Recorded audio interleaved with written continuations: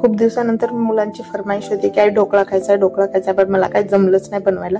तर आज मी घेतलाच बनवायला. बघा इथे छान एकदम स्पंज सारखा एकदम सॉफ्ट आणि मस्त हा ढोकळा आपल्याला बनवायचा आहे, तो पण झटपट आणि कमी वेळेमध्ये छान आणि एकदम हेल्थ साठी पण छान. आणि इथं असं नाहीये की आपल्याकडे म्हणजे कुठलं बेसनच वापरावं हे करत, आपल्याला हे ढोकळा बेसनच वापरायचंय किंवा हे कुठल्याही, तर आपण इथं फक्त तांदूळ, पोहे आणि इथे डाळ वापरणार आहोत आणि तरच हा चविष्ट ढोकळा आपल्याला इथे बनवायचा आहे. इथे मी रॅशनचे तांदूळ घेतलेले, तुम्ही कुठलाही तांदूळ घेऊ शकता. इथे 1 वाटी रॅशनचे तांदूळ, 1 वाटी हरभरा डाळ आणि अर्धा वाटी पोहे, अर्धापेक्षा पण थोडेसे कमी पोहे घेतले आहेत. ते स्वच्छ धुवून इथे भिजू घालून ठेवलेले आहेत. मी इथे हे भिजण्यासाठी ठेवले होते. 5 ते 6 तास भिजण्यासाठी ठेवून मिक्सर मध्ये काढून घ्यायचं आपल्याला बारीक. त्याच्यामध्ये 1 चमचा आपल्याला टाकायचा आहे दही आणि 1 चमचा तेल. आपल्याला हे सगळे एवढ्या याच्यासाठी मी हे सगळं आपल्याला मिक्स करून रात्रभर भिजू घालून ठेवायचं आहे. रात्रभर म्हणजे 12 तास रात्रभर भिजू घालून ठेवलं की बघा हे छान फुलतंय आपलं हे पीठ. तर ह्याच्यामध्ये थोडीशी हळद, साखर टाकायची आहे आणि मिक्स करून घ्यायचं. हळद छान कलर येते म्हणून टाकायची आहे, ऑप्शनल आहे. छान कलर येतो आणि मस्त येलो येलो आपला बाहेरच्या सारखाच हा ढोकळा दिसतो. आणि इथे टाकलेला आहे मी चवीपुरतं मीठ.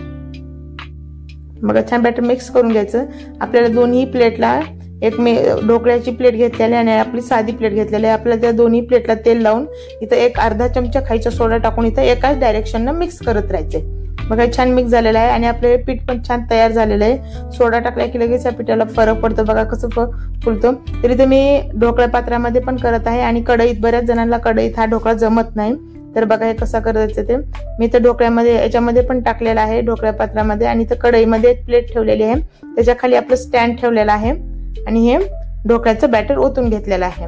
तर हा बघा आपल्या स्टीम करण्यासाठी ठेवायचं. तर कमीत कमी आपल्याला 15 ते 20 मिनिटं कमी गॅसवरती, कमी म्हणजे मीडियम फ्लेम मध्ये हे स्टीम करण्यासाठी ठेवायचं. तरी तर आपल्याला हा कढईतल्याला थोडा वेळ लागतो आणि स्टीम पात्रातल्याला झालेला आहे. तर बघा आपले ढोकळा तयार झालेला आहे, एकदम छान आणि स्पंजी हा ढोकळा. अगदी बाहेरच्या सारखा दिसायला तर दिसतोच, पण चवीला पण लागतो. इथं जिरे, मोहरी आणि थोडीशी मिरची टाकून छान तडका द्यायचा आहे. आपल्याला तीळ पण टाकू शकता तुम्ही. इथे छान असा झणझणीत वरून तडका द्यायचा. अगदी सॉफ्ट, स्पंजी आणि मस्त हा आपला ढोकळा. बघा घरच्या घरी कुठलंही इनो वापरता हा एकदम स्पंज सारखा ढोकळा आपला घरी तयार होतो. तुम्हाला जर ही रेसिपी सांगा कशी वाटते ते. एकदम हेल्थ साठी चांगली, मुलांसाठी पण चांगली आहे ही. तुम्हाला जर ही रेसिपी आवडली असेल ना, नक्की लाईक करा आणि शेअर करा.